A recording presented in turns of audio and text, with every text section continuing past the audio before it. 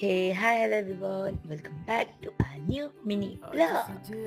So basically, আজকের থেকে আমার দাদার বিয়ের রিচুয়ালস গুলো শুরু হয়ে গেল। তো বাঙালিদের তো হাজারটা রিচুয়ালস, শেষ নেই রিচুয়ালস। তো তারই মধ্যে একটা শুরু হয়ে গেল আজ। তো আজকে ছিল গাছের গুড়ি পুজো। সেটার মধ্যে চাল বলে ভেজে তারপর সেটাকে গুঁড়ো করে নিয়ে যেতে হয়।